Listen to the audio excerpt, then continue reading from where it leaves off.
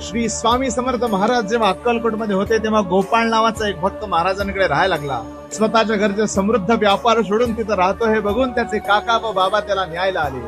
काका व बाबा अक्कलकोटमध्ये आले आणि समोर असलेल्या लंगोटी घातलेल्या स्वामी महाराजांना बघून त्यांची चेष्टा करून त्याला म्हणाले, हा बाबा तुला काय देणार? घरचा समृद्ध पैसावान असलेला व्यापार सोडून इथं कशाला राहतो? चल सोबत म्हणून विनंती करू लागले. तेव्हा तो गेला नाही. स्वामी महाराजांनी सांगितल्यावर जायला निघाला तेव्हा महाराज म्हणाले, होय बाबा, माझ्याकडे तुला द्यायला काय नाहीये, या 2 हड घे. महाराजांनी दिलेली हड पिशवीत टाकले आणि निघाला. जाताना सुद्धा हसत होते. घरात पोहोचल्यावर सुद्धा त्याच्या भक्तीवर हसायला लागले. तेव्हा महाराजांनी दिलेली 2 हड जेव्हा पिशवीतनं काढली तेव्हा ती हड सोन्याची झालेली. महाराजांनी सर्पाला उतरून त्याचं रक्षण केलं. महाराजांनी त्याची भक्ती सिद्ध केली. सोने आणि मातीत मी फरक करत नाही हे सिद्ध करून स्वतःच्या भक्ताचं रक्षण केलं. ह्याच पद्धतीने सेवा करा, महाराज सदैव रक्षण करतील. श्री स्वामी समर्थ.